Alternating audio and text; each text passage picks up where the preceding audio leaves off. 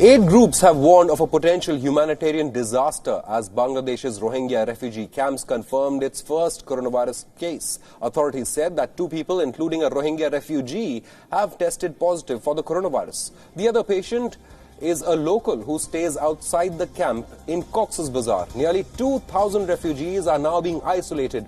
Humanitarian groups have warned that the infection could devastate this refugee settlement, which is said to be more densely populated than the world's most crowded cities. Experts fear thousands of COVID deaths in these camps, which are home to over 1 million Rohingya refugees. Remember, the camps lack basic hygiene and sanitation facilities. Refugees also face a shortage of water and soap.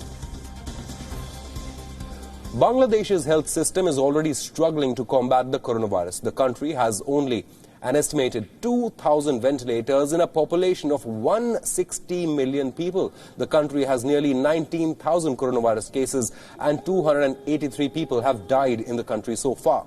So how grave is this crisis in these refugee camps in Bangladesh? Bangladesh's Cox's Bazar is home to the world's largest refugee settlement. The camps have a population density of nearly 70,000 people per square kilometer. It's a mammoth task for authorities to trace the people that the coronavirus patients come into contact with. Even if that is done, it will be difficult to quarantine these refugees as families live in crowded spaces, often sharing tents. Then there's a lack of sanitation. The Rohingyas who began arriving in Bangladesh in 2016 after fleeing persecution back home in Myanmar have nowhere else to go. Meanwhile, the United Nations Refugee Agency has asked its staff to make the necessary arrangements to contain the spread of this deadly disease in this settlement.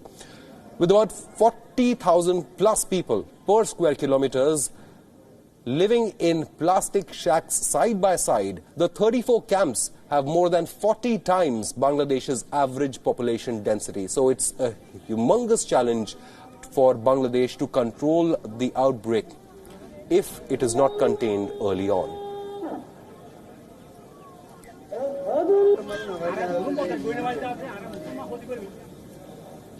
Joining us on this broadcast is Professor Imtiaz Ahmed, who's joining us live from Dhaka.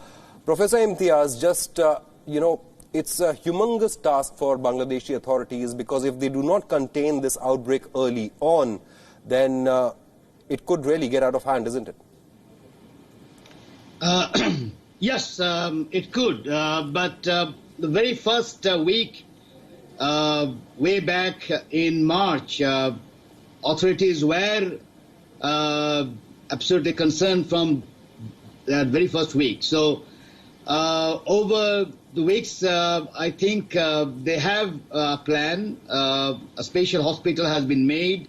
As you have said, they have already removed to a different location 2,000 people.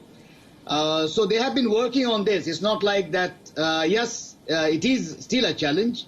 No doubt about it. You know, if it is 40,000 people per square mile, you can see the largest camp in the world now. It's the biggest challenge.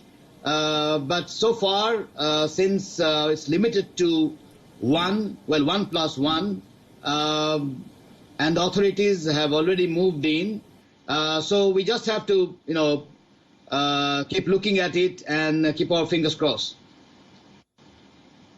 Absolutely. It is a challenge. First of all, you'll have to identify the patients who have the coronavirus. Then you'll have to identify those who came in contact with, and with the population density, how do you isolate those people? And Bangladesh itself is facing a shortage of medical equipment. We are learning that there are only 2,000 ventilators in Bangladesh. And there are 160 million people in Bangladesh. Plus, there is an outbreak now in this world's largest refugee camp. So can Bangladesh actually deal with such a crisis if it gets out of hand? It's a good question. Well, so far, if you look at the casualty figure, it has been relatively low. Yes, you can get infected, but then it would depend how serious the patient would be. Not all would require ventilators. That's a point.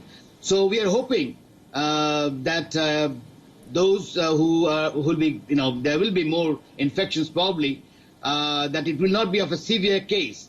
They have already made special hospitals for severe case also. But with one case, they have, as I said, already shifted 2,000 people, which means that they know what needs to be done. But, given the world scenario, given Europe and the US and some other countries, one can see it's a big challenge. And as I said, we just have to keep our fingers crossed. But authorities are prepared and doing whatever that is required. One final question, Professor. One final question. More than 730,000 Rohingya arrived in Bangladesh in 2017, fleeing persecution in their own country. Is Bangladesh expecting international bodies to step up with aid?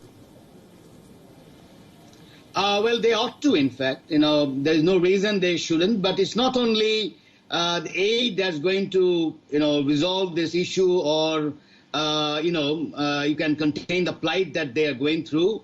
I think there has to be a bigger pressure on Myanmar. That somehow is still lacking. Much bigger pressure, particularly after the ICJ ruling, which has clearly, used the word Rohingyas. And already we have an agreement with Myanmar that they will be repatriated. But somehow Myanmar, for one reason or other, is not, really serious about the repatriation also. The gaze ought to be on Myanmar, and we hope the international community will do, particularly with the pandemic that we now have, that they will build the pressure of a bigger one so that they can go back to their homeland. Professor Imtiaz, thank you so much for joining us. And the world is hoping that this outbreak in this Rohingya camp really does not get out of hand.